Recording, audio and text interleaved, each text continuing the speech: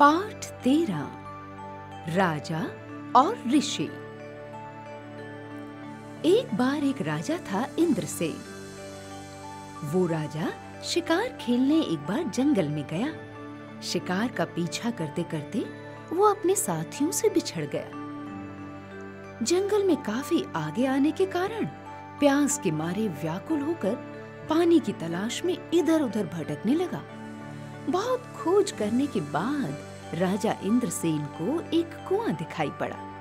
कुएं में पानी तो था, किंतु निकालने का कोई साधन नहीं था। राजा ने अपने सिर पर से पगड़ी उतारी और उसका एक किनारा अपने घोड़े की कमर में कसकर बांध दिया।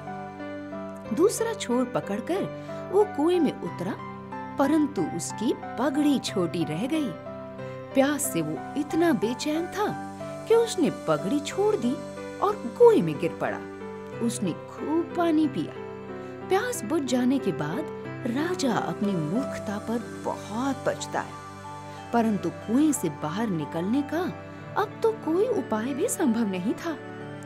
उसी समय उस जंगल में रहने वाले कुछ ऋषि मुनि उधर से निकले। घोड़े का हिनहिनाना सुना तो वे उस ओर आ गए। स्वामी भक्त घोड़ा अपनी जगह खड़ा था। पगड़ी का एक छोर घोड़े की कमर में बंधा था, दूसरा छोर कुएं में लटक रहा था। उन्होंने कुएं में झांका तो एक आदमी को बाहर निकलने का प्रयत्न करते पाया।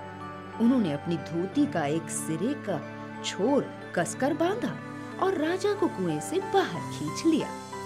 बाहर निकलकर राजा तो बहुत प्रसन्न हुआ, जैसे उसने चैन की सांस ली।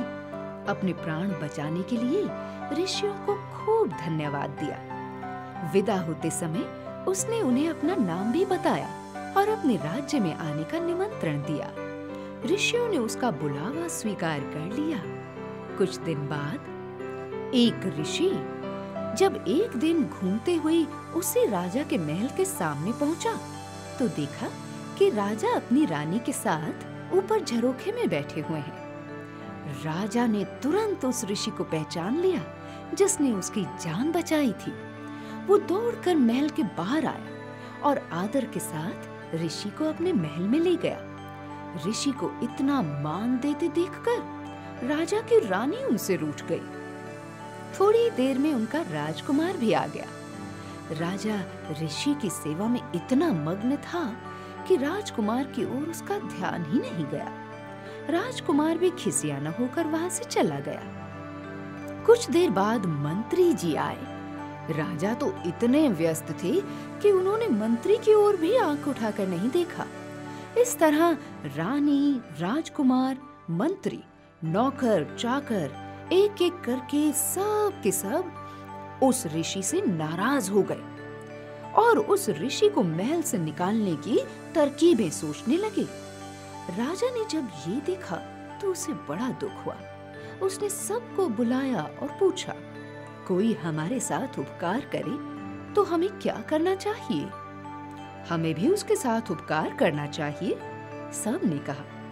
यदि कोई हमारे प्राण बचाए तो हमें क्या करना चाहिए?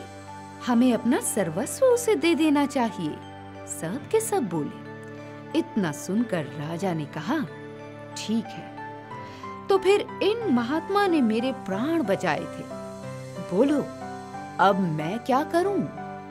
ये सुनकर सब मौन हो गए। मंत्री ने बहुत ही नम्रता से कहा, महाराज हम लज्जित हैं, अब हमें अपनी भूल मालूम हो गई है।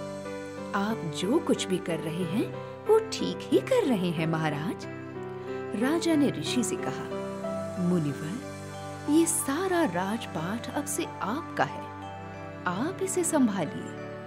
राजा की भक्ति से प्रसन्न होकर ऋषि ने राजा को आशीर्वाद दिया और उन्हें चिरायु रहने के लिए कहा।